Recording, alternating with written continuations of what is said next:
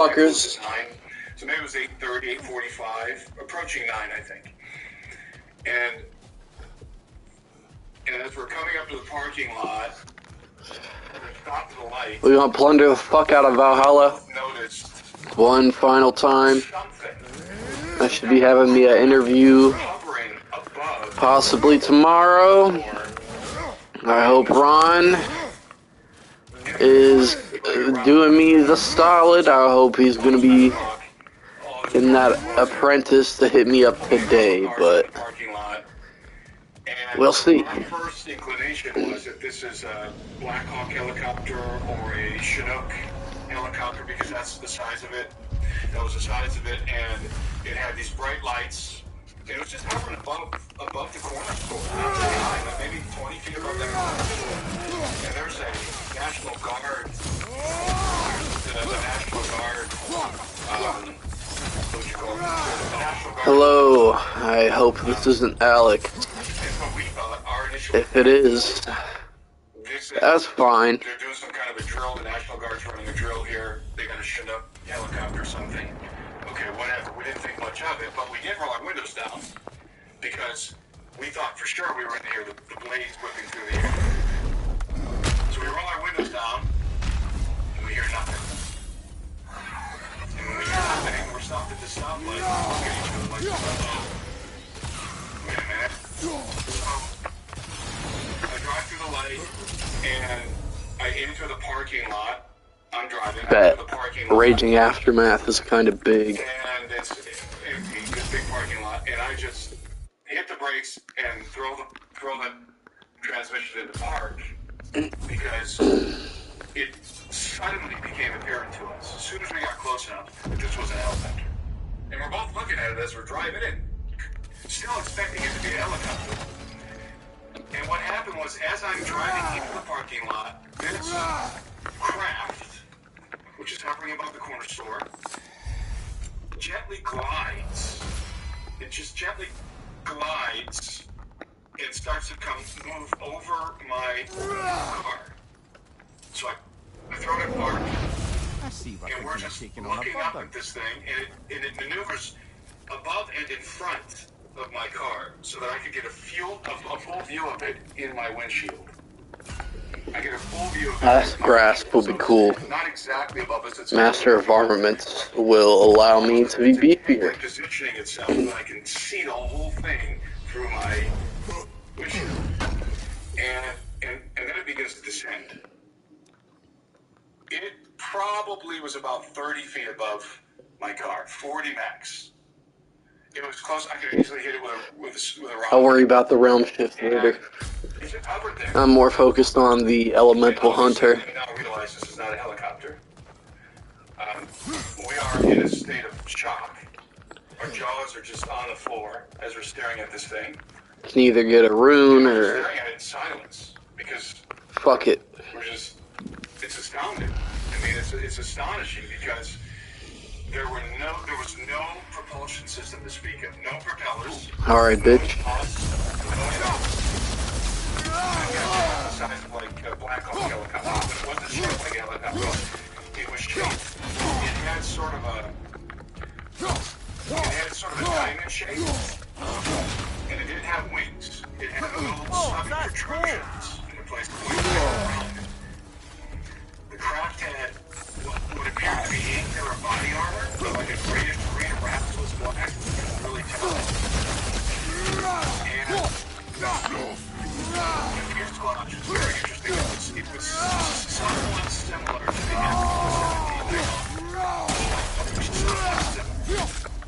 angular body armor and had wings. Oh, bet. I have 2 people watching me. Welcome. I know I kind of just ate shit there, but I can promise you that's not how it's going to be this run. I kind of came out of a stupor, and as I'm looking at this, and I remember that my brother-in-law had a smartphone. I, at the time, still had a flip phone. He had a smartphone. And so obviously what comes to mind is... God damn! So I said, Tony, your phone. Elemental Hunter. I'm doing one more reroll. Elemental Hunter. Come on. Come on. And he grabs his phone out of his pocket, and he goes to lift it up, and he drops it. And he's scrambling on the, trying to pick it up, trying to find it, because it's dark in my car. He's scrambling to pick it up off the ground. And when he grabs it, he picks it up, and he lifts it up to take a picture or video. And the craft just... Oh, Elemental Hunter! As soon as he hits the phone, Oh! the craft just starts to move off. Kratos is unstoppable now. By the way, it's very important to note that this particular night was very, very Get some windy. stats on this It was boy. so windy that when I parked my car, the gusts of wind were shaking the car. That's how windy it was. It was very frigid air, and it was just extremely windy. This craft was entirely unmoved by the wind.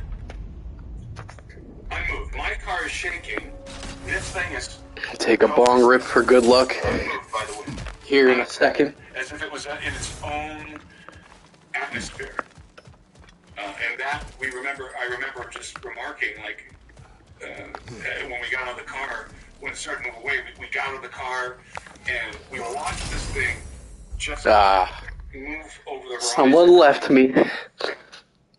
It was so windy. Sorry. The wind instantly in our faces and cold, and we couldn't believe. Whoever art thou watching, what you been up to today?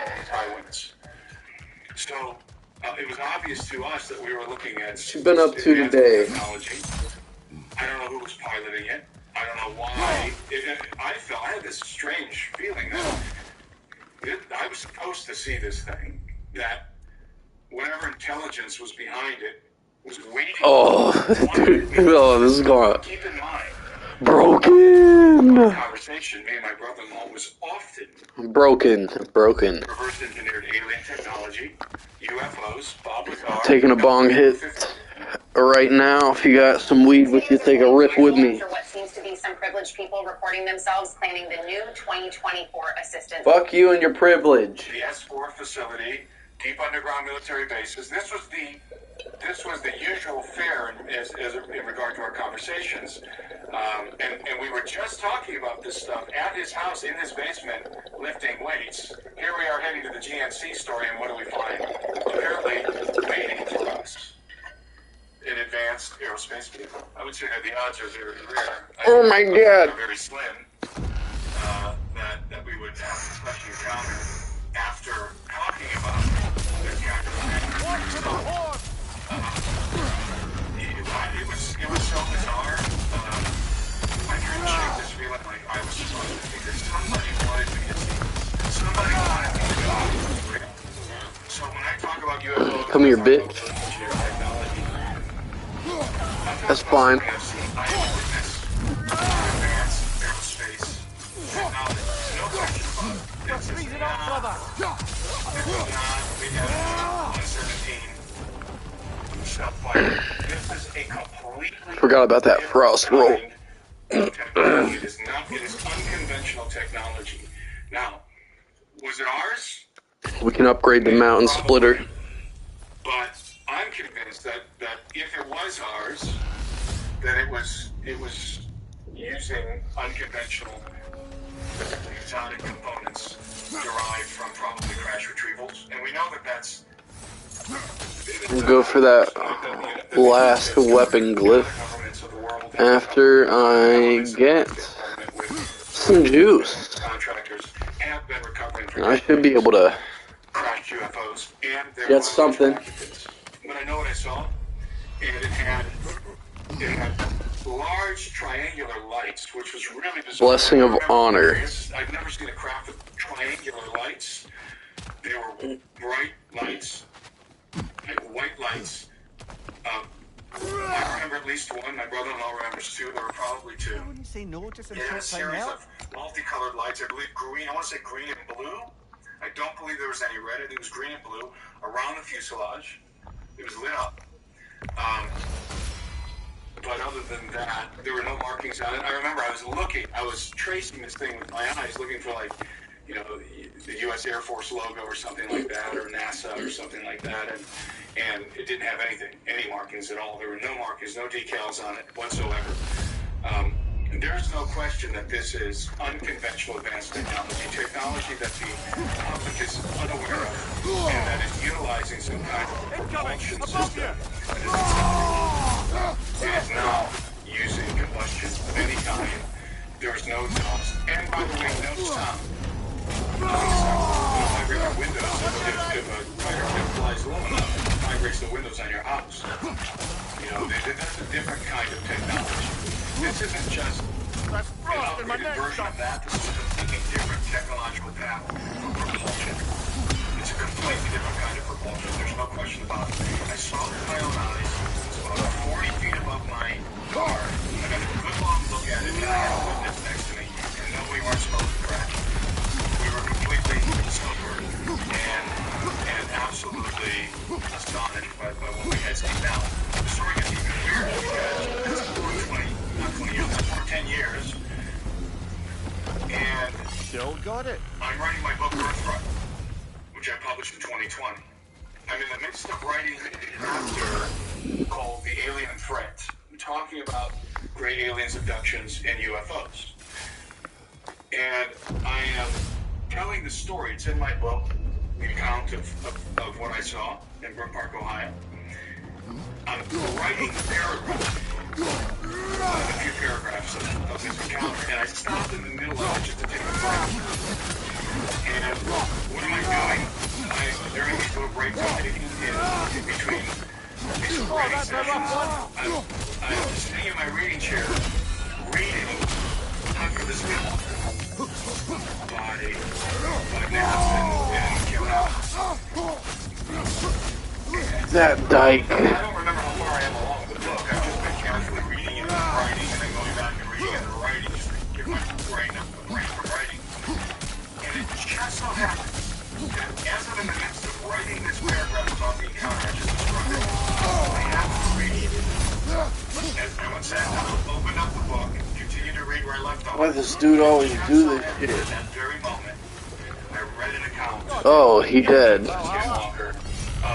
The owner of the ranch, God damn. who begins to describe this encounter he had with an I got my fucking... and he proceeds to describe exactly what I saw. Exactly.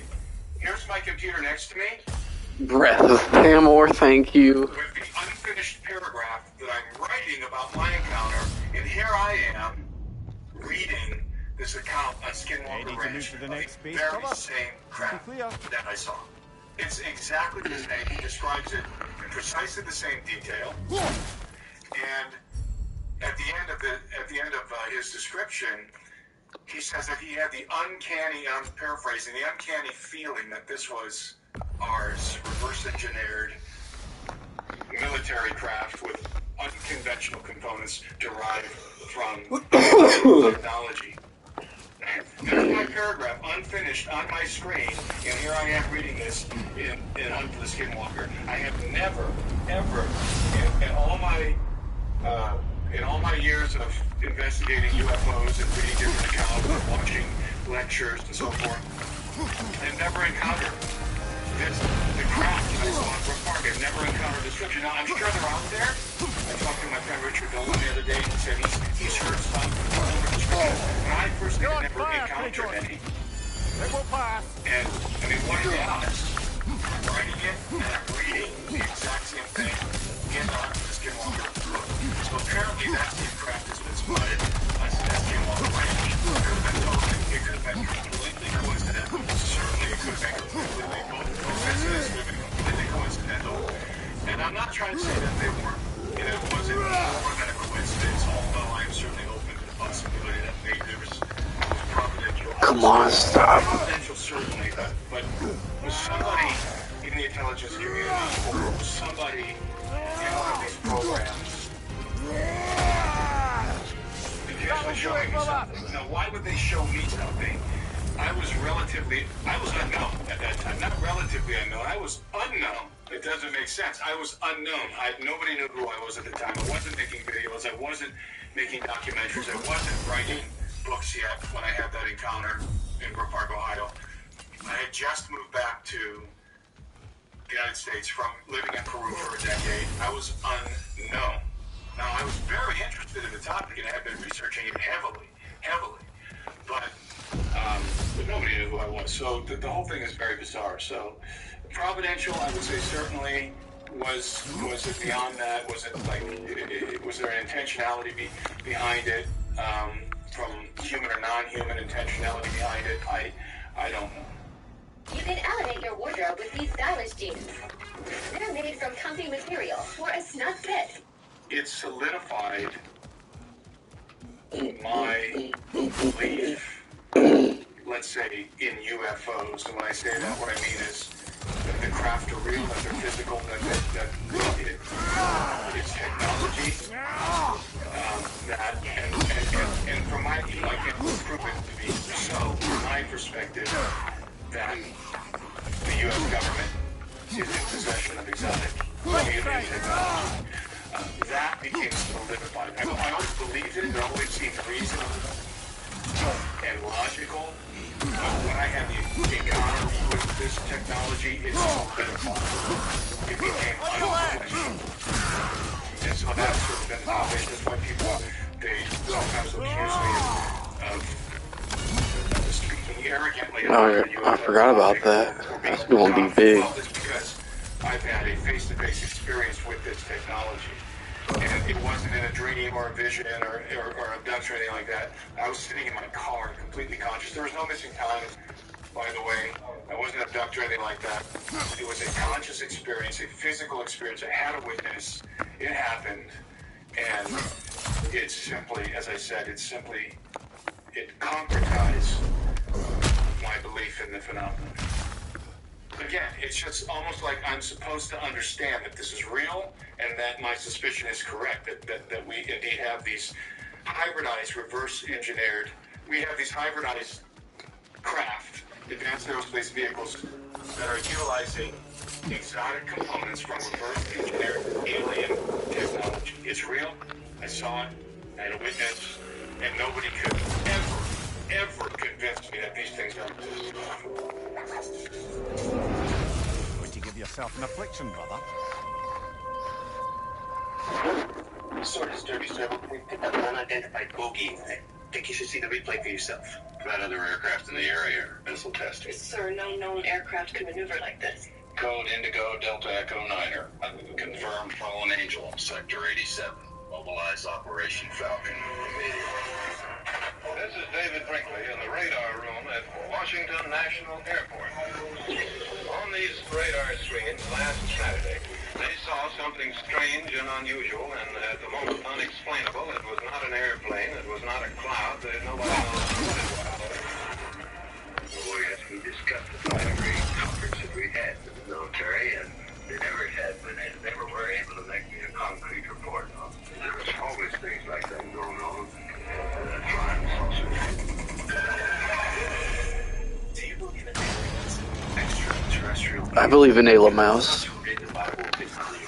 Extraterrestrial beings not only exist, but they've been here since the very beginning, since before Earth was made.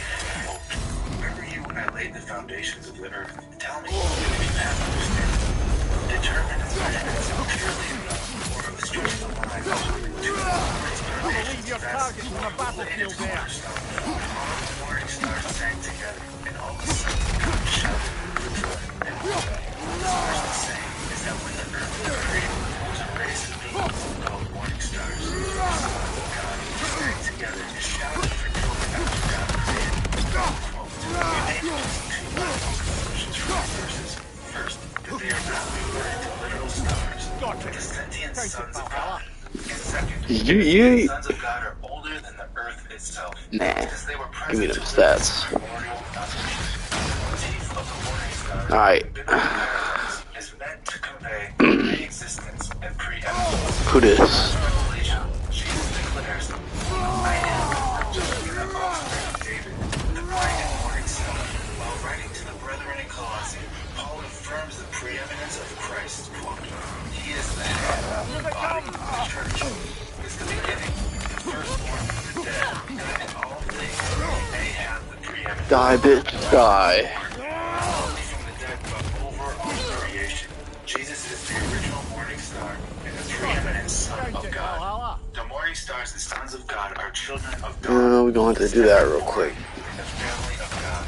They represent an elder race of beings that are both pre-existent and preeminent in relationship to all others, save the Son of God himself, the first and foremost over all creation. End quote. How do you get 20,000 children in the middle of New York City without anybody seeing? Self, the first and foremost over all creation. End quote. An elder race of beings, otherwise known as angels, and their dominant is God creating the earth. By their very definition, they're extraterrestrials. Don't get caught, fella. We know that angels can look like people. There are instances all throughout the Bible that prove this possible. The most famous one being Hebrews chapter 13, verse 2. May not forget to entertain servants, but thereby some have entertained angels. So angels can look like humans, act like humans, sound like humans, and pretend to be humans, but deep down, they are far from human. Let's not forget that Lucifer himself is an angel. Lucifer is an angel, a fallen angel. December 8th, 2020. The Jerusalem Post releases an article entitled, quote, "Former Israeli space security chief says aliens exist, humanity is not ready." Let's read it together and see what we can find. Every time this article says the word alien, I'm going to replace it with fallen angel, because that's exactly what they are. Quote, "This galactic federation has supposedly been in contact with Israel and the U.S. for years, but are keeping themselves a secret to prevent hysteria until humanity is ready." This article is by Aaron Wright, December 8th, 2020. Has the state of Israel been in contact with fallen angels? According to retired Israeli General President Chief, the answer is yes. This has been kept a secret because, quote, "humanity isn't ready." Speaking in an interview, this Chad, who served as head of Israel's space security program for nearly 30 years and is a 3-time recipient of the Israeli Security Award, explained that Israel and the U.S. have both been dealing with fallen angels for years, with the Shed clarifying the existence of a, quote, "galactic federation." The Galactic Federation. In New Age theology, there is a group of so-called, quote, "good aliens," who call themselves the Galactic Federation of Light, or the Ashtar Command. They've been making contact with psychics and channelers for decades now. The message is always the same. It's in direct opposition to the gospel. Jesus Christ is the same exact lie. Oh, pushing our way. It's their calling card. They always resort back to his promise. He shall be as God. The angels, the sons of God, for example, we call in numerology the Nordics or the Pleiadians, who are these beings who very much look like us. And misconception is that the fallen angels have a different appearance than the good angels. The bad guys look different than the good guys. The good guys are these beautiful angelic beings, and the fallen angels are these grotesque, demonic-looking entities with horns, and they're the typical Hollywood depictions of demons. But that's ludicrous. That is completely illogical. These entities, these beings, hail from the same race. Every time that human beings encounter angelic beings within the biblical narrative, the description of the angels is always the same. They look like indeed, Paul says that it's possible to entertain angels unawares, which means that you can confuse them for human beings. They're not human beings. They are, in fact, an extraterrestrial, non-human race. They're existent extraterrestrial, non-human race. But they are also sons of God. Yes. That all the sons Nom, nom, in nom, the nom. family Nom. bear the same semblance. They look the same, and they Nom resemble nom. their father. Nom. And it is my contention that both Nom. and the elder race, the human race, Oh and the damn, elder someone's race watching bear that. the image of God. There is no scripture Nom. that mankind is the exclusive bearer of God's image. Rather, it just Oh, you got them hands, huh? You got them hands, don't you? Oh, you got them hands. I got them hands too, bitch. Because they are our helper systems. We are reproductively compatible. Very simple, even physiological, although they are of a higher nature. And so then the question is, what do they look like? And I think the answer is apparent within the canonized text of Scripture. They look like us, but with some differences. And we know that there has to be some differences because Lot was able to recognize them when they were approaching the city of Sodom. Lot saw the two angels approaching and instantly was able to recognize that these were sons of God. And it's different from the kingdom of heaven. Now, how could he have recognized these angels? Because they looked human enough to where they could pass through town and be taken as Oh, wow. They had distinctive trademarks. My strength is already pretty high if I can notice that. Calling cards. I'll put some strength up in there. And that they were indeed agents.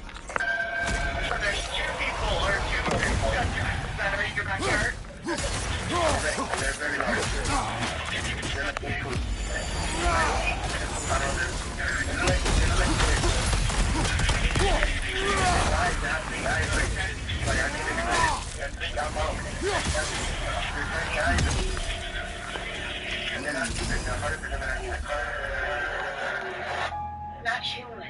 Headed to something non-human, but intelligent. A non-terrestrial intelligence. We're gonna go upgrade. There was an event that took place back in the late 40s known as the Babylon Working Ritual. Now, this was a ritual that was carried out by Jack Parsons. JPL, people will even to this day say that JPL stands for Jack Parsons Laboratories. But on paper, it's Jack Parsons Laboratories. JPL's major is a historic, means so much surrounding this, so much history here. Jack Parsons was not professionally trained, yet he was tapping into high technology and building rockets. How do you do that without any type of formal training? There were no rockets. No, I'm a fucking idiot. Oh,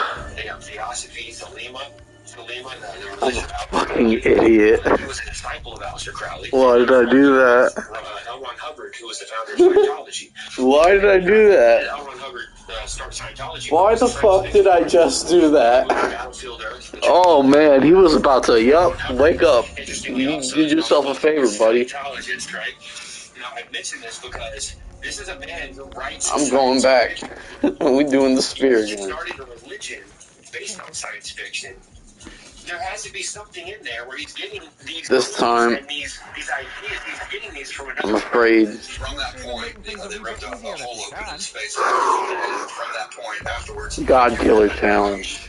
well, regardless of what Parsons actually successfully completed during that with the Whore of Babylon and different things. After that, you had the Roswell incident, you had the Kenneth Arnold. RGN, be with me. In 1953, there was the swarm of UFOs that flew over the White House. And so there's this unleashed.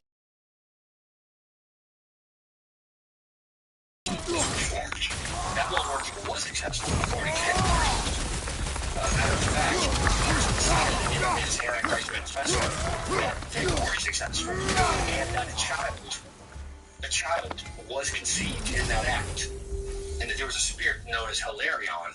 The Whore of Babylon was what they were trying to bring about. They believed what we believe, and that America was the final Babylon. Like this was the revived Babylon. And they believed it, and they were occultists. We're Christians, and we believe it. And there's evidence to back this up. But yes, let's backtrack just for a second. What happened was they opened up this portal, they created a rift, and entities began to come through. Not just this Whore of Babylon being first, but other entities, because people all over the place started having random encounters, and they began to report this to law enforcement, report this to the FBI, report this to whatever agency they can get in touch with.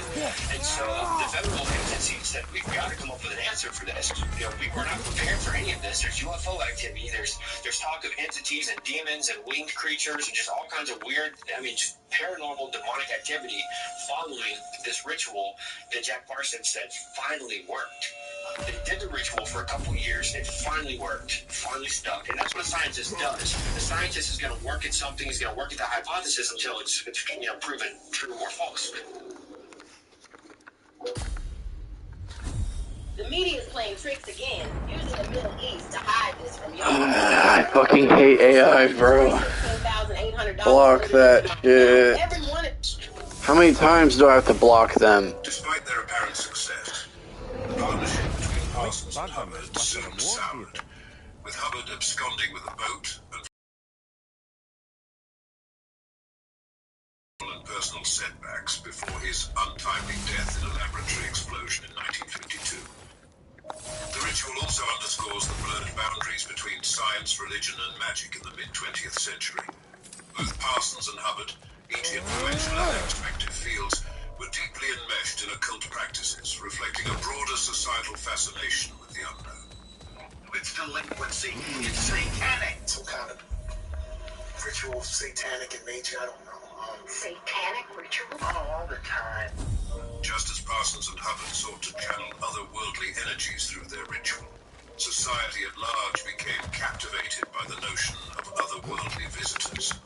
A-lister Crowley, the foundational figure of Thelema and a significant influence on Parsons, once sketched a being he contacted during an earlier ritual named Lamb.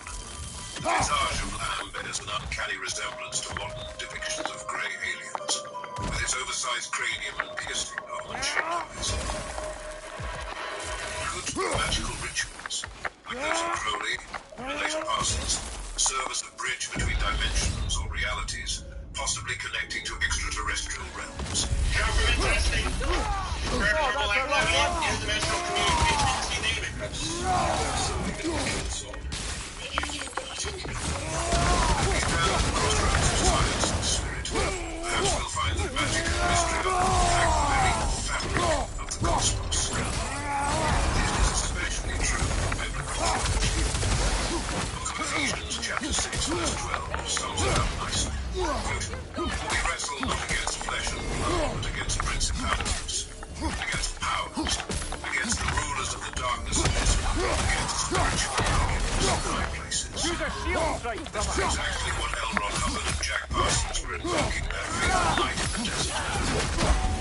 This was something that we heard about, and then we investigated during research for the book Extra Canon.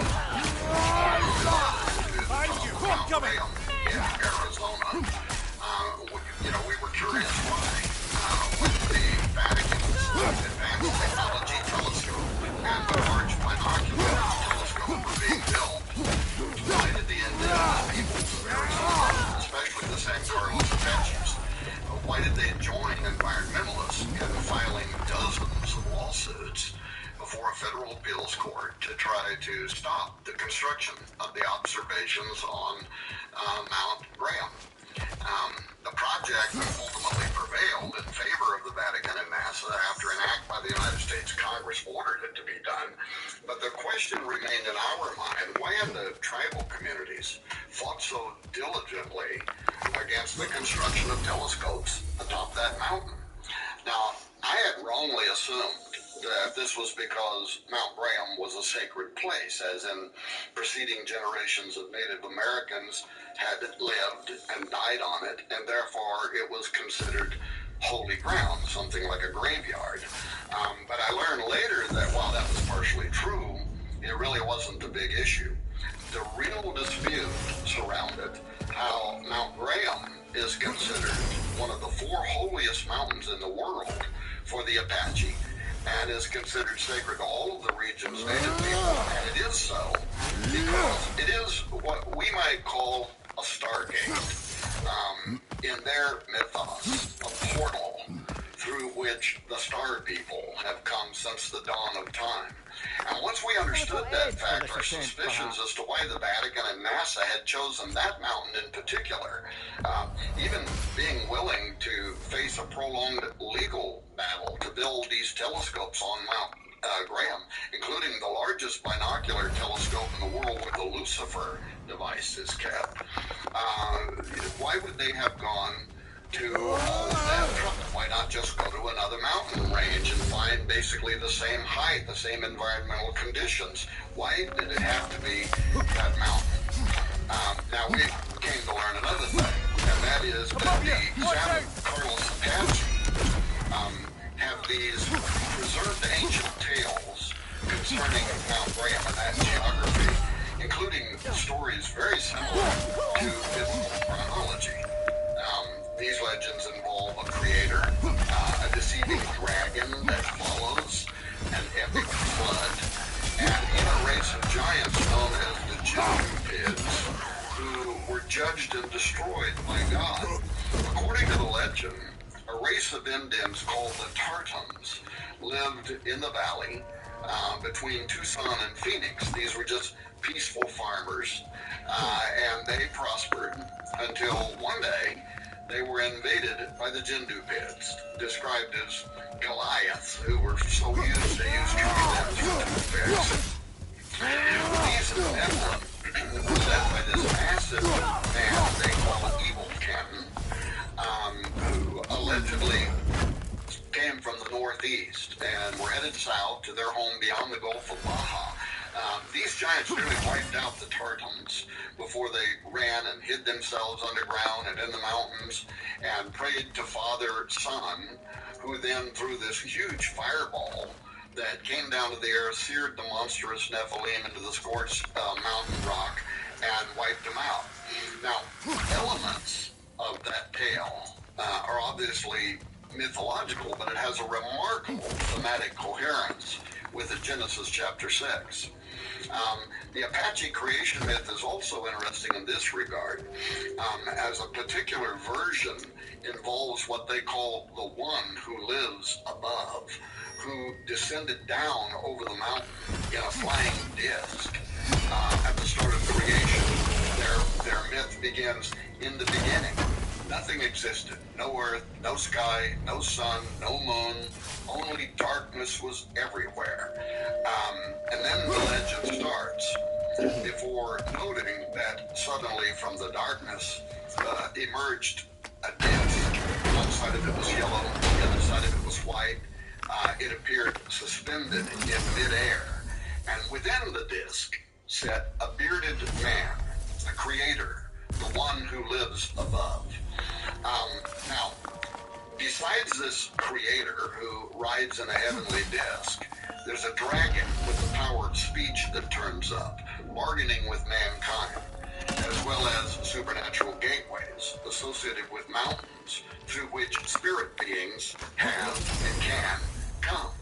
So, suffice it to say that these ancient native ideas involving flying discs, flying creators, spirit guides, even owls and a talking dragon or a great serpent, and supernatural gateways tied to mountain ranges.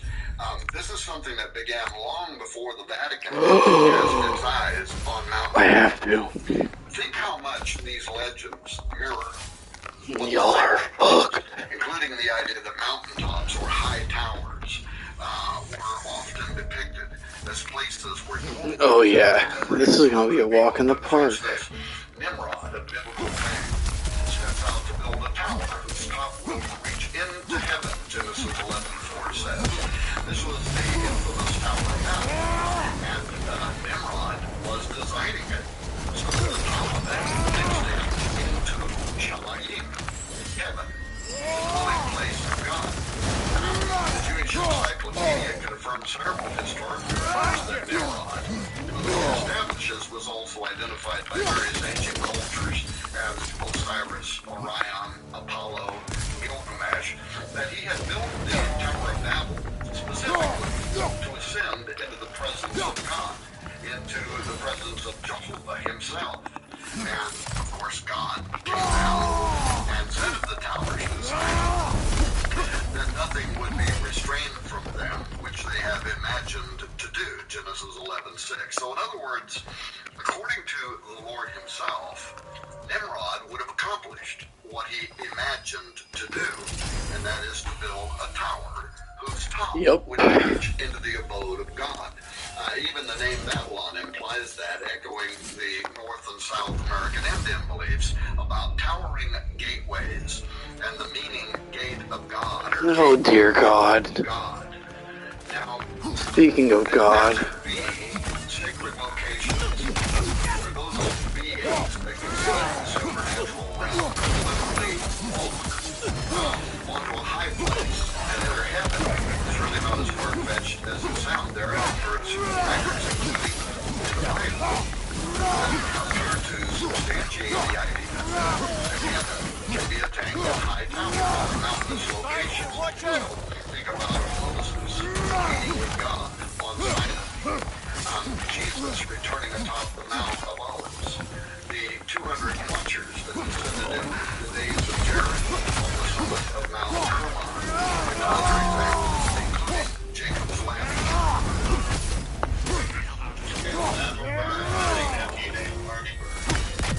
Hardy Bird is the forward for the book Stranger Than God. We got this to be on an alien named Value of our game.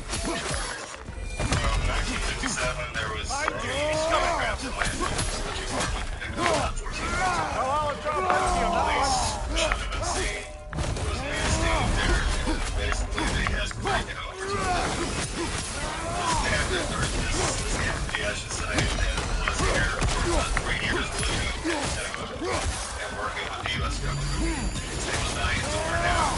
This is where his Bill Snyder's dad worked alongside Valiant Thor. And not only did he work with him, he also worked in a lot of the UFO stuff as well as science and space materials. And after his dad passed away, his son was down at his father's attic where he was going through it and a couple of his friends. And they started doing this, but Bill Snyder had already had this encounter because he worked as a geologist. That's the one you needed. Location that you were talking about, which is Get your the bargain location. and so at Valhalla. And through me talking with Greg Renrich, that designation for the Dulce location is called S20. So just like Area 51 has S4, they all have different designations, but the one at Dulce is designated as S20. And while he was there, they were basically tunneling, building an area for an underground military base, and they actually punched through something. Now, what Bill Snyder used to say, or what he claimed, was that they knew these entities were already.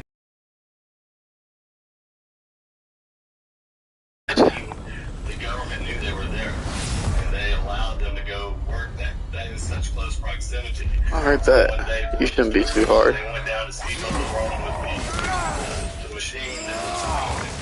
When they got down there, they encountered these 12-foot cracks. And Bill said as soon as they saw them, they pulled down most of the weapons and they began to fire. And he said that one of the entities literally raised up from his chest like this, and he said all I saw was a blue vein. Next thing I know, I was lying on the ground, burned his feet, had a big scar on his chest where he protected, beat him up like a fish, and took some of his fingers off. That was his encounter at the Dulce location. Those are your entities. And so now that they began to try to make contact with those entities, maybe for some help, maybe because they're trying to figure out how to close Damn, this dude's clapping my cheeks. So they go through satanic rituals. The community, that's the only method of communication that they know works to contact these entities. Unless there's a small faction. I bet. What kind of business can you run? Predict the future. The best way to predict the future is to invent it. The Collins Elite was a small group inside of this larger group. It was originally created to get answers to all of this. But once they began to engage in satanic rituals and magic and alchemy, this group says, hey, you know what, this is not what we signed up for.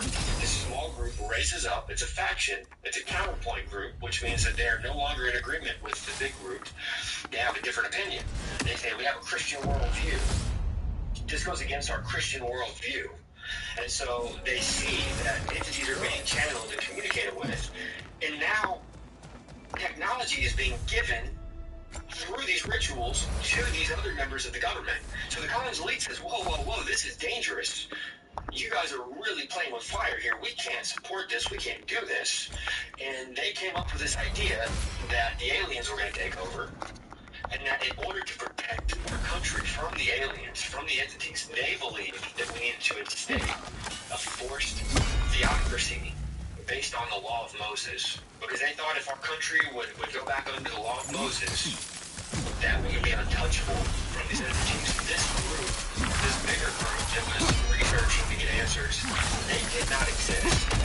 Okay, this was what's known as a limited access program, or an LAP. A limited access program means that nobody in Congress has to know about this. The Commons Elite were different governmental organizations that were party to satanic ritual being used to make contact with these aliens or with these higher entities.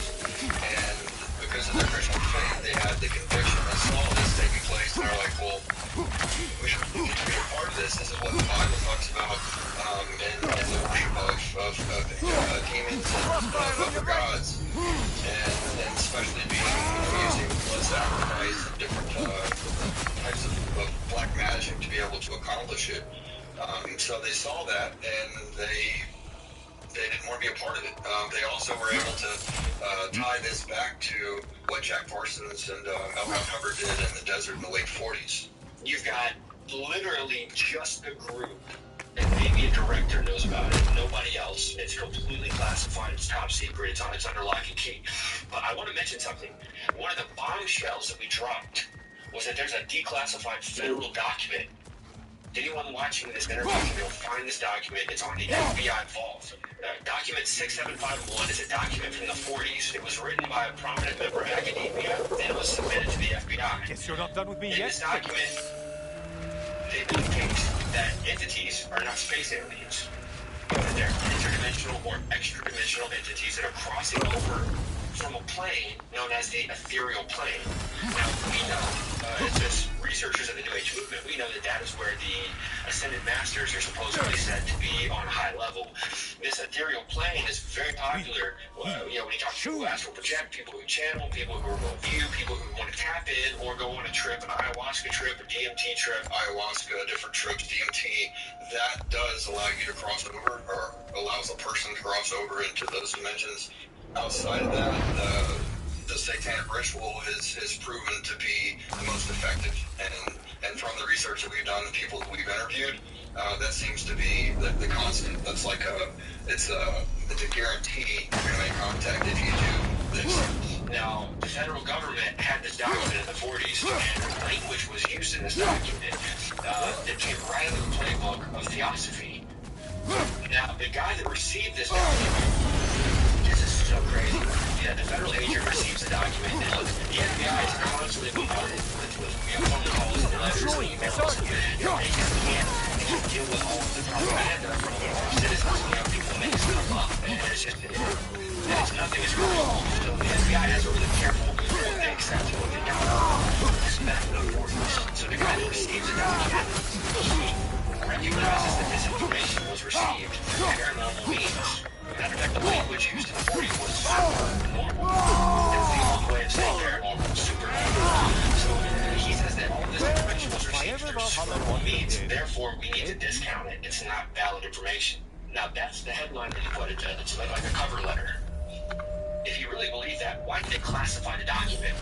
Why did they classify it and then forward it to all of these FBI prominent members at the highest level of security clearance? Why in the world would they classify it and look it up if they didn't believe it? It wasn't until years later that he classified document 6751, and I read this document and I'm thinking, okay, since the It's in the ground. The federal government at the highest levels have known these are not space entities. These are Poison, you entities coming from another dimension. Your shield! Strike now!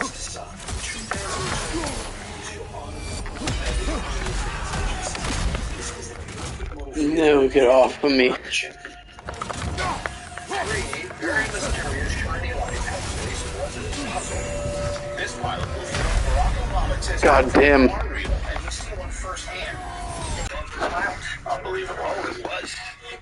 Oh, my cheek. These 4 different species, at least, have been visiting this planet for thousands of years.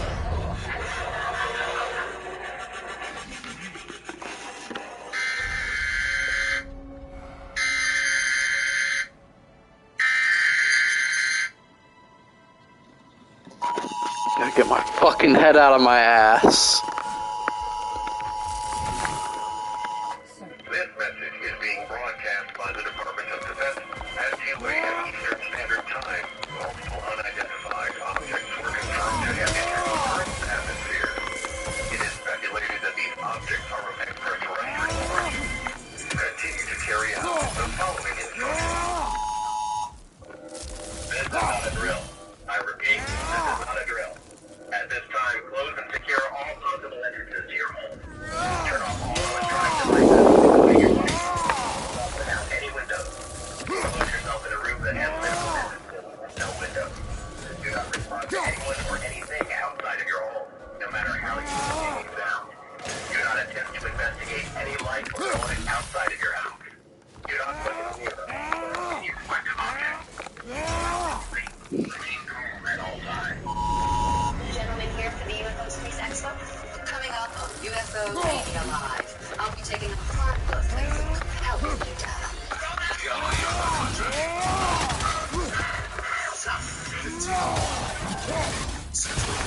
A prodigy physician, Antonio Benefini, who lived from 1443 to 1502, was interested in monsters from the pathological point of view, and mentions a wonder that took place between Urbino and Gubbio in 1501, quote, a horrible appearance in the stormy sky that caused many abortions. Professor Carlo Pedrini, specialist of Leonardo da Vinci studies at the University of California, is stated, this is what we call today the appearance of a UFO. Interesting. Something appeared in the sky that caused many abortions, according to his physician. Even 3517, do you want to report a UFO? Over. September 29, 1504, Desmond talks about a man who went to his garden and was suddenly surrounded by a light, a bright light he's never seen before, and heard a voice calling him by name. At the same time, he felt like he was lifted from the ground and found himself carried away to a distant land.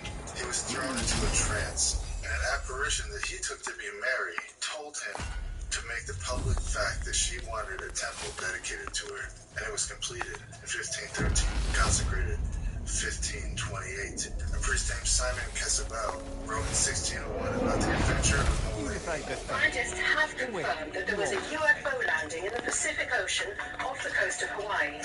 Cairo also is reporting that its UFO is stationary now, like almost all the others. March 19th, 1509. This story involves a man who was driving his car across a shallow river. When his car got stuck in between some rocks, he got out of his car and started praying, asking the Lord for help. And right at that moment, he noticed a blinding light coming from the figures. They approached him in a ball of light and then vanished. And as soon as they vanished, he realized that his cart was free and not stuck in the rocks. It's a UFO. Triangular light with 3 tails of different colors. He painted a picture of it, but unfortunately that picture was lost to history.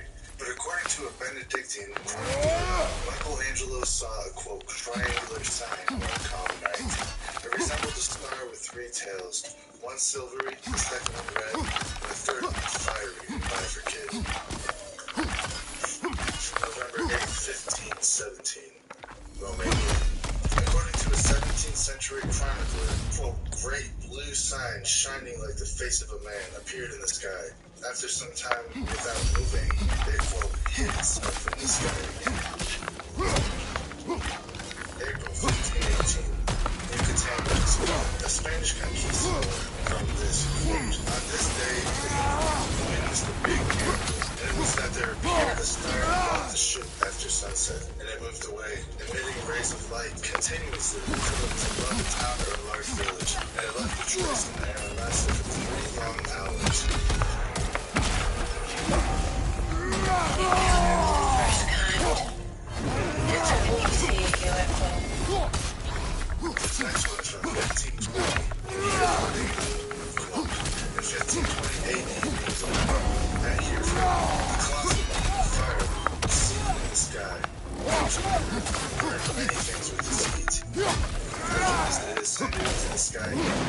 It was seen to change its shape into a serpent.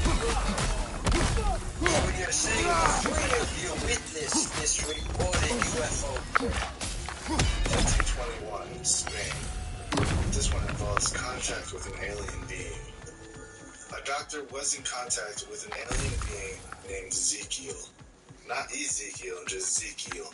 It was a being who taught him many secrets and flew him to Rome. The doctor received much fame by virtue of his newfound knowledge and medicines that even Cervantes mentioned him in Don Quixote. Quote, remember the true story of Dr. Toralba, says Quixote, who was taken by the devils through the air and in 12 hours arrived in Rome, end quote. In 1525, he became the personal doctor of the widowed Queen of Portugal. Despite this fact, in 1528, the doctor was arrested and tortured by the Catholic Church, claiming that he entered a pact with devils. He was sentenced to prison on March 6, 1531. 1523, China. Quote, one day when it was raining without stopping, a teacher observed two ships sailing over the woolly clouds above the ruins in front of his house. One of these two ships measured more than 15 fathoms, over 60 feet. Two tall men were busying themselves, each one over 12 feet tall and wearing a red hat and multicolored clothes. 12 feet tall. Giants. In the home of the teacher that day, there happened to be a score of scholars who, alerted by the teacher, came out of the house and stood next to him and observed the phenomenon together. Then, the men in multicolored clothing passed their hand over the scholars' mouths. Their mouths at once became black, and as a result, none of them could speak. A long time after this, the ships flew away, as if carried by the clouds, and descended again in a cemetery. The ships set off again. The scholars felt their mouths return to normal, but 5 days later, the teacher died, and nobody knows why. 1526, Rome, Italy. An Italian inquisitor from the countryman in Rome saw his wife take all of her clothes off and go out of the house. The next morning, he asked his wife where she had been all night. At first, she refused to tell him, but when he started to become more aggressive, she told him she'd been to a witch gathering. He demanded that she take him with her next time. But not long after this, they were both transported by two goatmen. However, she warned her husband not to pronounce the word during this time of the demons to which he The man saw many famous people in It's attack! all of whom declared the devotion to the devil ceremony. There was a dance and a banquet. The man noticed that the food on the table lacked salt. He asked for salt, and when he thought he had it in his hand, he exclaimed, thank God the salt has come. Suddenly, everything disappeared before his eyes. Men, women, tables and dishes evaporated, and everything went dark. I think we're abducted by aliens. What? I mean, Patty said Glenn was abducted by aliens. Yeah. I think we're abducted. Taken on a spaceship, knocked out, and dropped somewhere in the mountains. He found himself naked in the countryside on a cold night. At dawn, he met some shepherds who informed him he was near Benevento, some 100 miles away from Rome. They gave him something to eat and clothes to wear. Eventually, he found his way home, begging for money on the way. When he finally reached Rome, starving and exhausted, the first thing he did was report to his wife, who was forced to confess and promptly burnt at the stake. That night, he became convinced my mother was abducted by aliens. February 1st, 1554, France. Sighting by Nostradamus himself. Dr. Nostradamus and 1,000 other witnesses had seen a big, bright, burning rod that changed its flight path between 7 and 8 p.m. It was in the sky for 2 hours, displaying a swinging motion. Quote, according to reports received on the first date of February of this year, 1554, a most terrifying and horrible sight was seen towards the evening. No one knows the shadow Above world of you. UFO government conspiracies better than Carl. You know, sorry, we're still your dogs. That's why you be busy. It's absolutely game to try to keep your business moving. I mean, $0 to start your own LLC sounds true, right? It's true. You just have to cover your state. That's it. It's all about transparency. These 20 minutes. $30 so all of you back, don't worry. You don't have to wait any longer to start your business of your dreams. Head over to Biscuit.com to get started. Always nice when a customer is a blessing.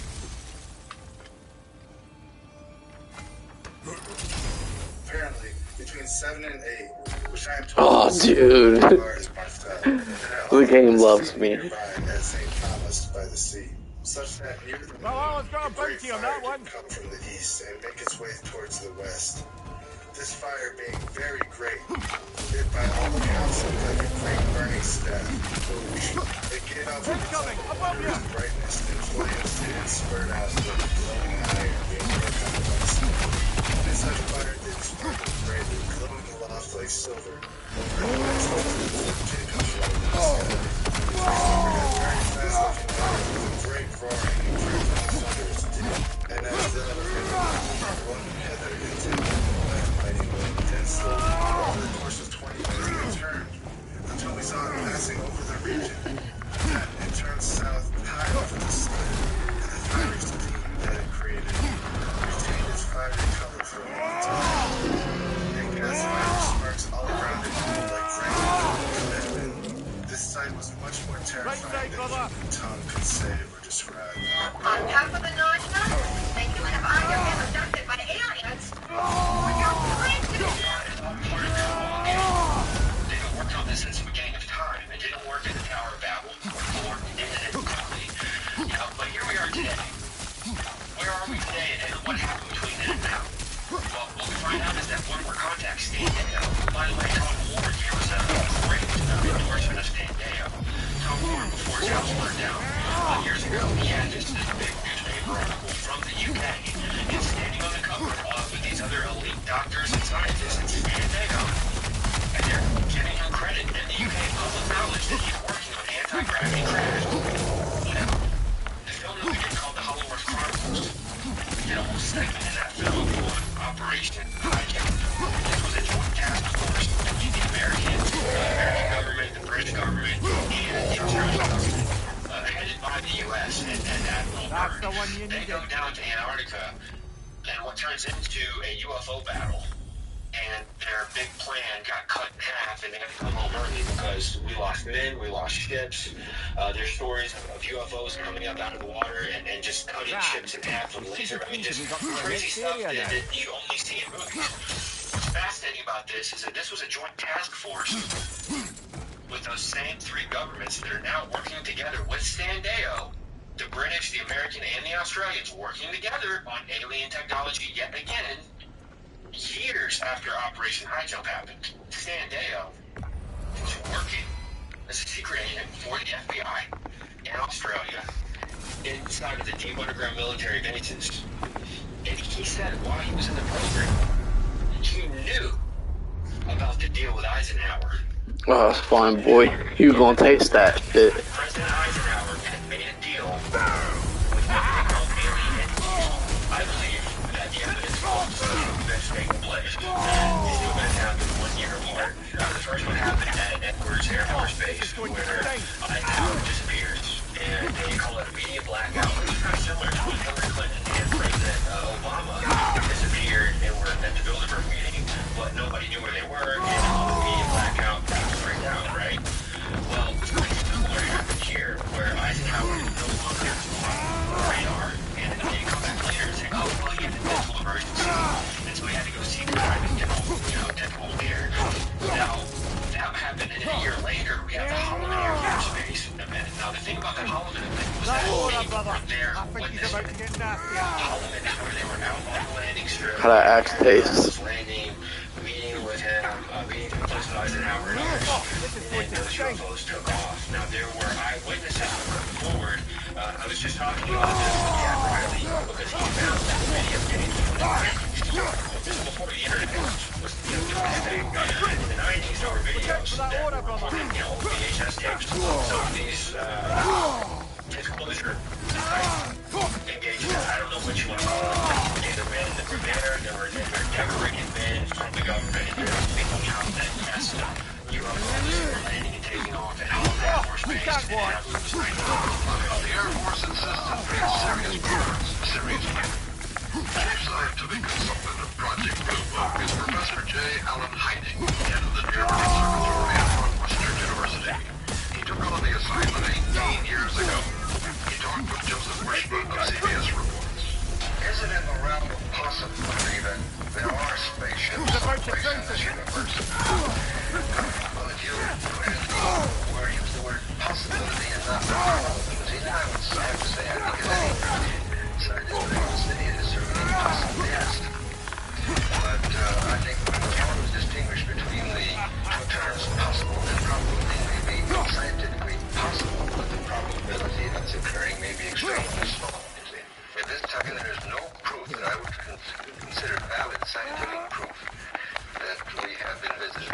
spaceships? I would say the great majority are balloons, meteors, satellites, aircraft seen with the sun landing over them, and birds. And then you get into a host of minor things. But in general, you can say that the IFOs, the identified ones, have turned out to be generally quite usual things seen under unusual circumstances or surprising circumstances. It's a global thing. What it is, please don't ask me. I'm still a puzzlist. You might call me a study in puzzlement. But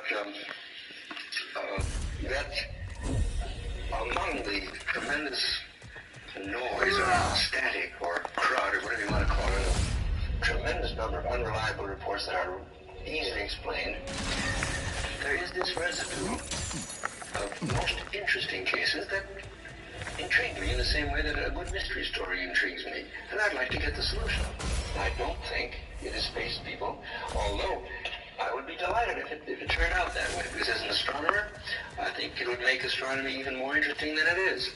And as far as the Air Force is concerned, I can't speak for them, of course, but I should imagine that if the existence of the spacecraft were really established, it would really increase the appropriations of the Air Force. But how do you answer a pretty confident, cautious, plundering people, pilots, radar trackers?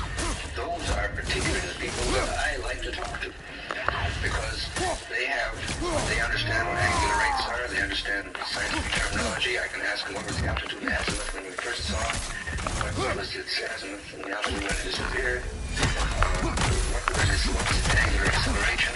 They give you an intelligent answer to things like that. So what is your answer to the people who are sure there are spaceships and they say that you and the Air Force are in cahoots?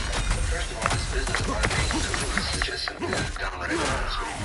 And if they insist that space vehicles exist, I say, oh, fine, the burden of proof is on you.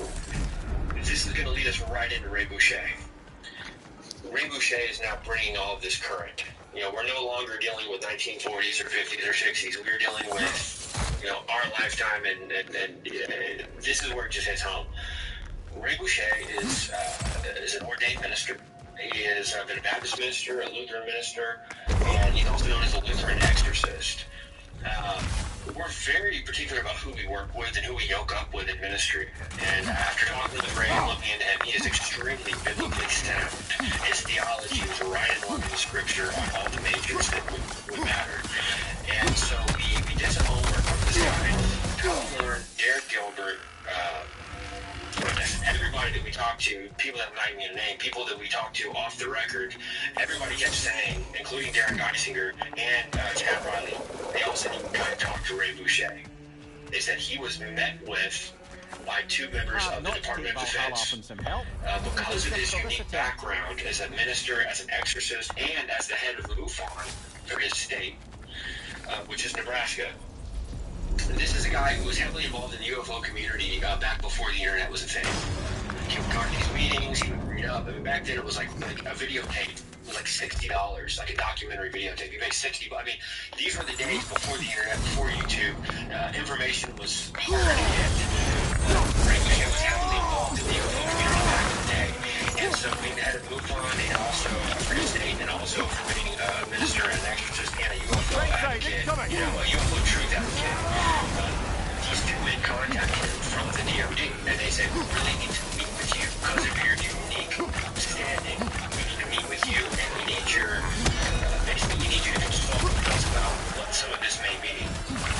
So he met secretly with these members of the Department of Defense, and they told him that they were part of a non-existent group inside the DOD working on government facilities paid for by taxpayer dollars, and that they began to try to get answers to some of this stuff, and they began to engage in occult rituals to communicate with these entities. Now, let me explain this. If you don't feel like this is just a recurrence of I mean, this is recent. This is happening in the modern time period. He says that their bigger purpose was engaging in what he calls satanic rituals, and he even said that the DOD contacts hinted at human sacrifice being done on the taxpayer dollar behind closed doors of government facilities. He said that they started off with just want to get answers. And he says they now turned into a we can do better mentality. We can do more than this. We can go above and beyond. And this is the same story you see when you're watching movies about famous drug dealers. We can do better mentality. Starts off, they're just selling a little dope. They're a kingpin, and he just want more and more. It's not that they need it anymore. But it's that we can do better mentality. We can't leave all enough alone. Karate Kid. We cannot leave all enough alone, and we can do better, and we're going to do better. We're going to get more technology, we're going to get more information, we're going to get more power, and we're going to rise up by the power of the entities. And so Ray Boucher explained to them that yes, this stuff was extremely demonic. And yes, you guys had a good idea. Your instincts were correct. This is demonic and you don't need to be doing it. They knew that was the case, but they needed someone they could talk to. So yes, Ray Boucher with his unique background. So he was able to meet with them, and I believe they met twice. They had some phone conversations. But the thing is Ray wouldn't meet with us originally. He didn't want to talk to anybody. He's a very friendly guy. He was willing to just be cordial and hello, nice to meet you. But when we told him we wanted him on camera and that we wanted to meet with him, it was like, well, I could probably work with you guys at some point. He says, but I'm really busy. It's kind of like the nice way of saying, sorry, can't help you. We continued to try to reach out to him. We began our investigation. We talked with Tom Warren and Derek Gilbert and these others. Derek Gilbert told us to go listen to an interview he did with a podcast. Future, I think was the name of the show. And we listened to it at the very beginning of the podcast. The guy says, wow, we've been trying to schedule this with you for over a year, and you're finally coming on to talk with us. So I imagine Ray Boucher is extremely careful. He's very standoffish. He wants to protect his family. He doesn't want to get involved in something he shouldn't be. And so I just wrote it off that he's not going to be forced. And we're probably going to have to show it in this project early. He finally comes through and says, okay, I'll do it. But I'm not going to tell you where we're going to meet or what time we're going to meet. He says, I'm coming down to get the hotel in the big city close by. So we did. We went down. We got a hotel in the big city. It was a big city, by the way. And this city was busy and crazy busy all the time we were there. We didn't know until the morning of what time we were going to meet. And the fact that he was going to come to us and already come. That's how secretive he is. And just to add a little bit of history to the situation, shortly after we got done releasing this film, I did work that Ray Boucher has been diagnosed with some strange rare cancer. So I say that as a be friends. One of the bonus nuggets that we released in higher entities was there was a guy who had very high security clearance. And we was working at California. Chad Riley was his contact. It wasn't our contact. And by the way, let me just give a quick shout out to Chad Riley. He's the guy who fishes up these documents that nobody's ever heard of. Like, we're blessed. How do you even get some of this information? We've got a guy working in Chad Riley, and he has a skill to where he fishes up these rare documents from the FBI vault that nobody's ever heard of. And so it's a blessing to have him on board. And he's also a co-producer. So having Chad on board is I'm wondering, how did you find document 6751? And it was downloaded. You don't download it. If you don't have to find it, you got to download it in a thick packet called the UFO packet #1, which, by the way, is available on the FBI vault. The same FBI vault where they admitted that Hitler was alive in Argentina after World War II. People ask where we got that document that we showed in the Hollow Earth Chronicles. Well, we got it from the FBI. While I was doing an interview with Gon Shimura on Face Like the Sun YouTube channel, he goes to pull up the document. His IP address is blocked from accessing that document. He had to go in and change his settings live on the recording that we did. He had to change his browser settings just to access 6751. Now, I don't want to digress. This is so important. We're dealing with this idea of government agencies doing anything it takes to keep you from getting the Easter egg. That's what it is. They're trying to hide their Easter eggs. And so what happened here was Chad's contact, his name is Greg Redbridge. He has above top secret clearance areas such as Blue Lake, Area 51, a lift that breaks the board and high range. And so Chad was in contact with him through our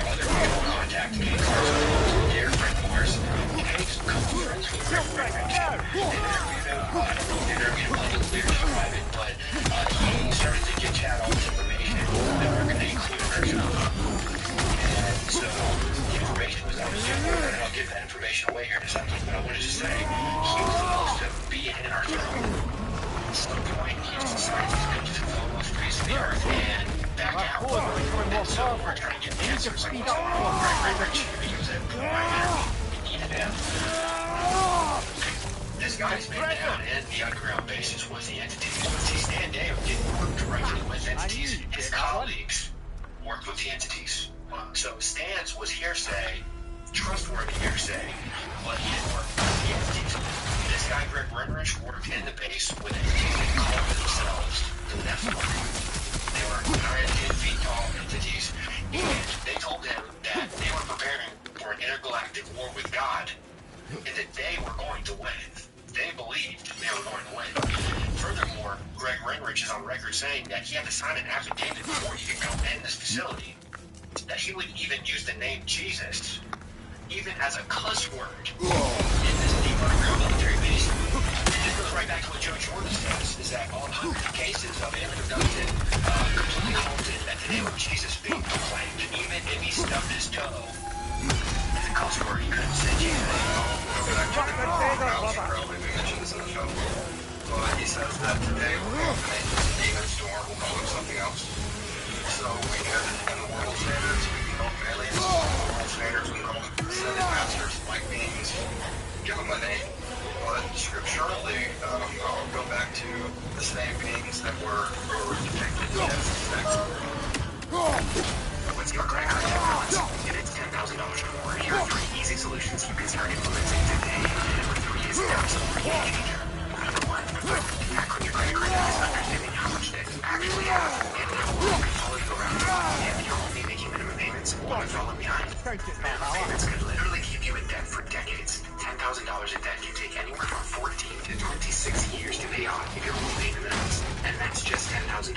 I know many of us have a lot more than that. Number 2, try this popular method to tackle debt. Start with minimum payments to stay current with your loans. Then take any additional money you can afford and put all of it towards your smallest debt until it's paid off. By paying off your smallest debt first, you'll likely eliminate the most interest in a short amount of time. Then work your way out, knocking out one debt at a time until you're debt free.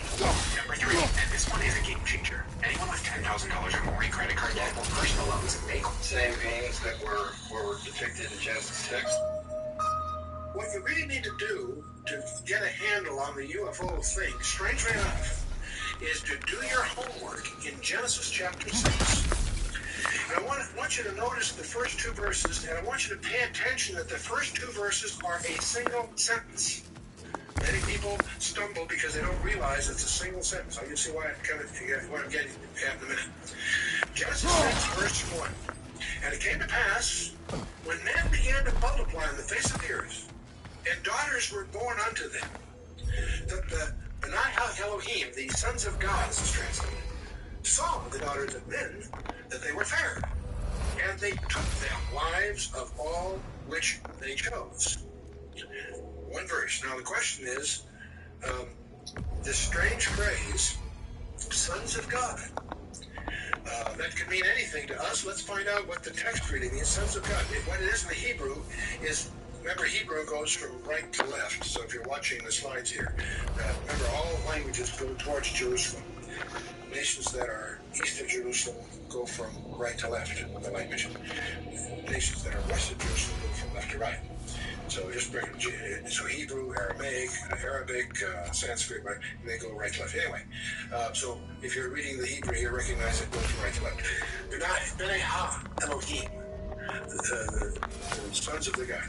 Now, sons of God, Benai Elohim is a term that's always used of a direct creation of God. Have taken on abundance. Adam was a direct creation of God.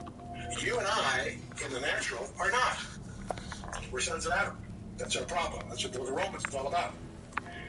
And but as many as received him, to them gave he the power to become the sons of God. The term has technical meaning. In the New Testament as well as the Old.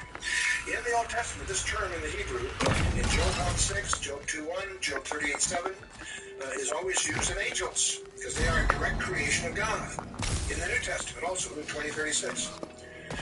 Also, the book of Enoch. Don't misunderstand the use of this as a citation here. From the 2nd century before Christ to the 2nd century after. It is not an inspired book. I wouldn't treat it that way, but it is useful in understanding the vocabulary and the grammar of the time. And clear from the Enoch and made this contributions there also to refer to angels. And Septuagint also makes it clear that we're dealing here with angels as being different. Genesis 6, the men began to be on the face of the earth, and the daughters were born of them. The sons of God saw the daughters of men, that they were fair. They took them and brought them to the chose. The sons of God were the sons of God were creation. Term for angels. Saw daughters of men. Now, by the way, what that really says in the Hebrews, daughters of Adam. Now, when you get down to verse 4 of Genesis 6, it said there were Nephilim in the earth in those days, and also after that, the sons of God came in unto the daughters of men, and they bare children to them. The same became the mighty men which were of old, men of renown. What this verse seems to indicate is that these Nephilim were offspring of a strange union. The sons of God, these are angels according to their position here. They came in unto the daughters of men, daughters of Adam. This is the daughters of men. And they bear children to them. Those children that are the Nephilim. And what on earth is a Nephilim? That word, Nephilim, is a key word. We're going to talk about that. Nephilim means the fallen one. It comes from the word nafal, which means to fall, be cast down, to fall away, to desert. That's where Nephilim is. What the passage portrays, and it's very difficult for many people to absorb this, it portrays fallen angels as one of the good guys. Remember when Satan fell, a third of the angels fell with him. Not all of them. Not even all of them. Apparently, hell was to try to create a hybrid race by cohabiting the technology. I'm not going to get into that, but they apparently were, see, angels can't multiply. Angels are eternal. Reproduction is a process of importance. At the same time, Satan's got a problem. The angels fell with him, so he's got a deficiency in two. He's got to find a way to strengthen himself. This is just a conjecture that floats around. Now, the offspring are Nephilim, but also called the Hadibarim, the mighty ones. And now, where the confusion starts to set in is when this Hebrew passage was translated into the Greek in the Septuagint. The word they used for the Nephilim was gigantes. It sounds like giants, and it turns out they were giants, but that's not what the word means. Gigantes comes from gigas, which means earthborn. So in the Hebrew, they're called the fallen ones. In the Greek, they're called the earthborn. And so let's keep that in mind. The fact that they were giants is like a pun. Yes, they were giants, but that's not what the word means. It carries a different meaning. Let's go on a little further in verse 9 of Genesis 6. It says, these are the generations of Noah. Noah was a just man, and perfect in his generations. Noah walked with God. Terrific verse, we all read it. But most of us may not pay attention. Perfect in his generations. What does that mean? The word perfect in the Hebrew is not mean.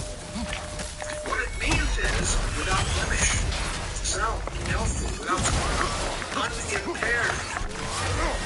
What that verse seems to indicate is that Noah's genealogy was unblemished. Now this comes on right after the verses that talk about these strange goings on, where these fallen angels are created some weird form of hybrid. But Noah was unblemished in his generation, and that's one of the reasons that God chose Noah and his 3 sons, therefore wives, to start over again. The purpose of the flood was not just that there was state of the land. There was, that's emphasized. But if sin brings the flood, we better get some life checks.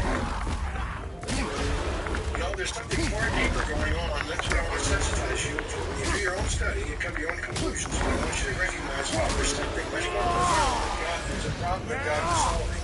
And that is that Satan's strategy was to contaminate the human race. So it's my second date with that guy that I met on Hinge. He comes to pick me up at 7, I open my door, and the first thing I see is a massive bouquet of sunflowers. And he's there, but also sunflowers. And all I could think to say was, well, I'm shocked. A guy who's never bought me flowers before, and there's sunflowers. In my head, I'm silently thanking myself for downloading Hinge. I'm looking for someone who I can do life with, who understands my interests, and loves me for who I am. And so the second date quickly flashes by into the 6th date and the 7th date, and before I know it, I'm feeling all of the feelings. And spoiler alert, we end up making a condition for July. Who would have thought that I walked into that bar in June to meet up with a guy who made me out and smile and all the Hinge.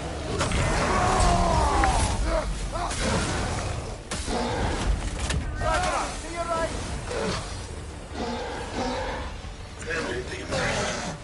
When you get to the book of Jude brings us back to this very event.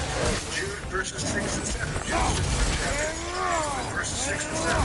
Christ and the angels. The Greeks was not ambiguous. And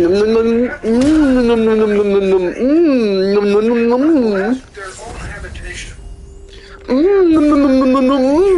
Darkness under the judgment of that great day, even as Sodom and Gomorrah, and the cities about them in like manner, giving themselves over to fornication and going after strange flesh, are set forth for an example, suffering the vengeance of eternal fire. Jude is talking about the vengeance, and he mentions among these things the angels which sinned back in Genesis 6. These angels get out of the state of left their habitation. He has reserved in everlasting chains. These angels that participate in Genesis 6 apparently are chained awaiting a special judgment.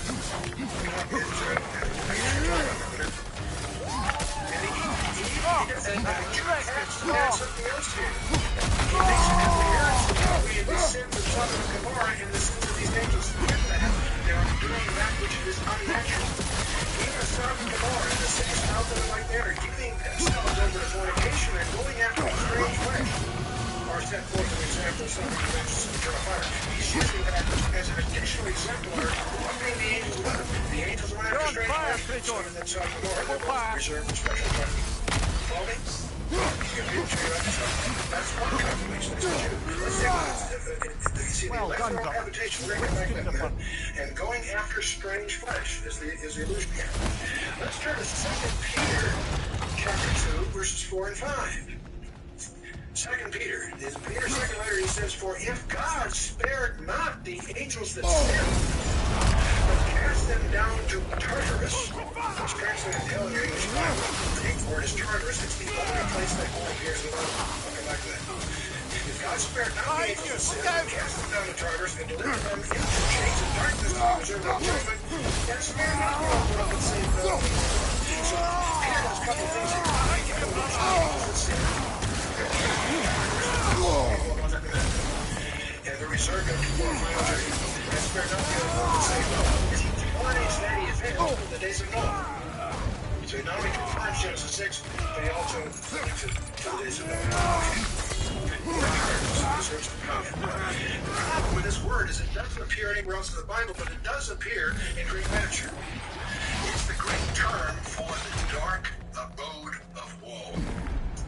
It is the pit of darkness in the unseen world. It shows up in, for example, in Homer's Iliad, where Tartarus is as far below Hades as the earth is below heaven. So where's Tartarus? I don't know, and I don't want to find out. So Tartarus was a term for a deep, special. It was regarded as far below Hades as the earth is below heaven. So it's where these angels are chained until the final thing. Now, if you study classic Greek mythology, you run into the Titans. These creatures in the legends and the myths were partly terrestrial and partly celestial. They rebelled against their father Uranus, and after a prolonged contest were defeated by Zeus and condemned where? In Tartarus. Do you see a parallel brewing here? I want to suggest to you that the legends of the ancient Greeks embody the truth of what really happened in the past. That there were these strange creatures carrying hybrids that the Greek called Titans.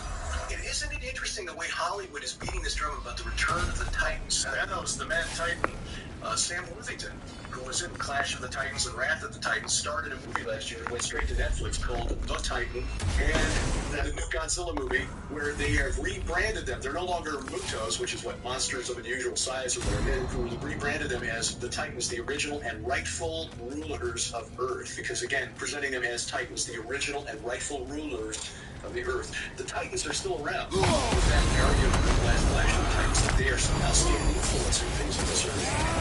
They are encouraging change from this. Revelation 9 says they're going to get out for 5.5 months at the end. When the Nephilim return, and we understand that the Nephilim, the spirits of the Nephilim, were destroyed in the days of covenant in the flood. Guard entrance into the afterlife, into the Nephilim, basically condemned to Earth. That was What good's a shield if you're not going to use it? Jews, the time of Jesus, and all, the Old Testament. It wasn't until Augustine about the 5th century that Stronger by the moment. he also Back fast. basically turned the church away from believing in the Nephilim and he created it all. Y'all notice how the blue screen and the blue screen used in the Middle East? They're keeping this 16 grand on the road to keep y'all struggling, but I'm finna put y'all on. This subsidy from the state is And created it.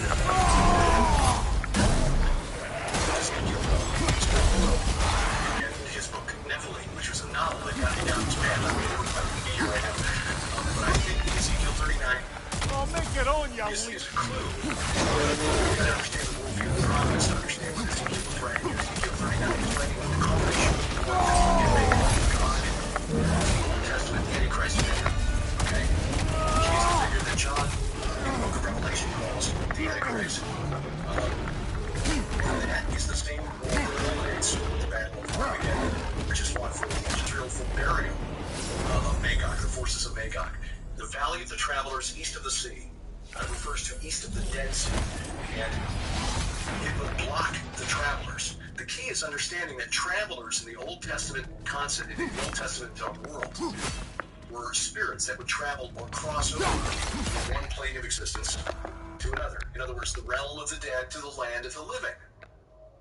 And the places where he identifies east of the Dead Sea are places that during the Exodus, the stations of the Exodus refer to a couple of places that are named for these interactions with the spirit realm. One of the stops in the Exodus, one of the stations of the Exodus is called Ovoth, which means spirits of the dead. It's based on Ov, which means medium. The medium of Endor that Saul went to see was the Ov of Endor. I hope your trip through Valhalla has been fruitful. Ishbi, that's the word. Ishbi Benav is how it looks to us in English. Ishbi Ben Ov. Ishbi, son of the necromancer, son of the medium. And he was the descendants of the Rapha, the son of the Rephaim were these spirits that the Amorites, the Canaanites, believed were the spirits of the mighty men of old, the ancestors of their kings. Called the Canaanite text, called by scholars the Rephaim text, about the time of the Judges, where these Rephaim were stoned for necromancy rituals in the tabernacle of El, where they believed they speak words of vindication and resurrect these spirits that were called warriors of Baal. And in these texts, they're described as warriors. They mount their chariots and they travel first one day and then another. And at the dawn of the third day, they arrive. I lost focus that time. Being resurrected. Like Jesus, who went down and preached and proclaimed to the spirits in prison until the dawn of the third day. They arrived. And was resurrected. And Ezekiel 39 says, this is where these travelers will be buried. One on the one side of the mountain. When Moses was led by God to get his holy gift of the Holy Land, the promised land, to climb this mountain of Arim. Where that means travelers. There's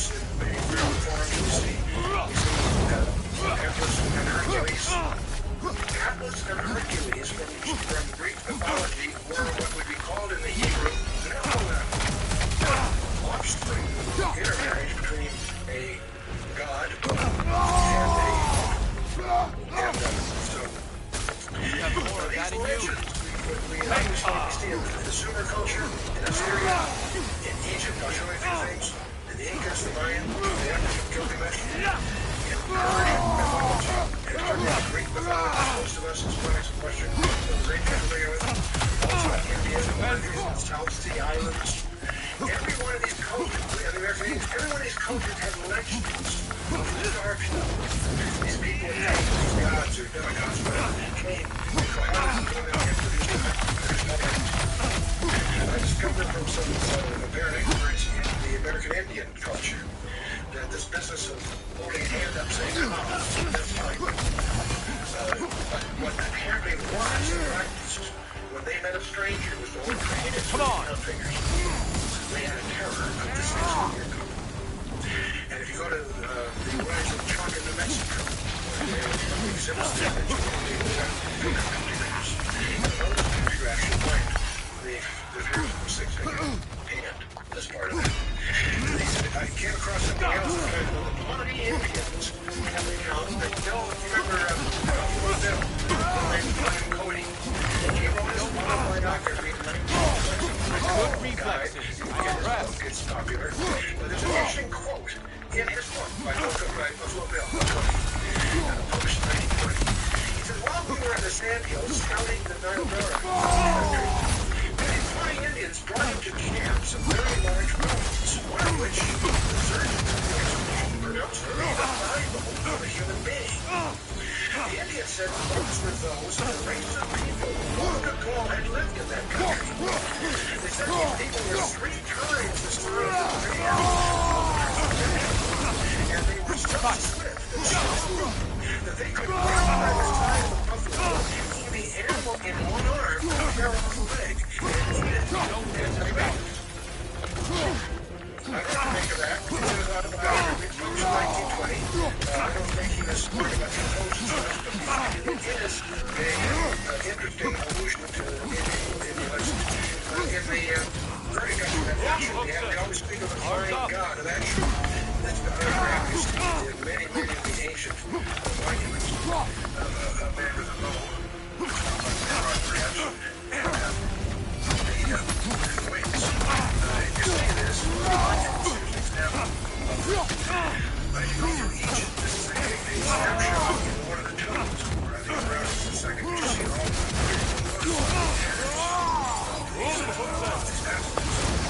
you see flying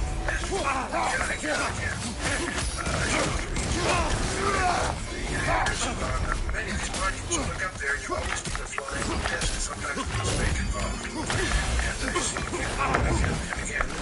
Sometimes you see a person God. And you even find the disc transported from place to place. So it seems to be something more than simply a symbol of a icon that they're spiritually. But what we come across is starting to realize that this is not simply a study of Old Testament ancient history. It's essential to understand the Bible and prophecy. You need to understand there were after the flood. Yes, of course, there were in those days, and also after that, even hints at it right there. In Genesis 14 and 15, we discover there are 4 tribes at least, Rephaim, the Emi, the Shurim, and the sons of it, that Joshua was instructed to wipe out every man, woman, and child. Boy, that sounds like genocide. Don't get distracted. Because we have the same thing on the flip side, that's one situation. Arba, Anak, the Anakim. I talked about not just the Bible, but also Egypt. They were encountered again, Numbers 13:33, when the spies went. When they came back, Joshua and Caleb had the good report. The other 10 guys said, hey, there's Nephilim in the land. That's the word they used. They were giants. We were like grasshoppers in their sight. That's not an exaggeration. I bow to your strength. They had reason to be terrified. obviously Joshua and Caleb had faith in God. We're, God's on our side. Let's go. wish you the best. And it's easy to disparage the other 10 guys. You need to understand they had, on the one hand, some reason to be cautious. We just plundered Valhalla. Encounter Og, the king of Bashan. He's the king of the giants, the Rephaim. Goliath, remember he had 4 brothers. That's why David picked up 5 stones when he crossed the brook. Why? He was ready for all 5 of those guys. We are the revolutionaries of today. At the University of Massachusetts Amherst, a revolutionary spirit runs through our veins. It inspires us. By the way, what does the Golan Heights, Hebron, and the Gaza Strip have in common?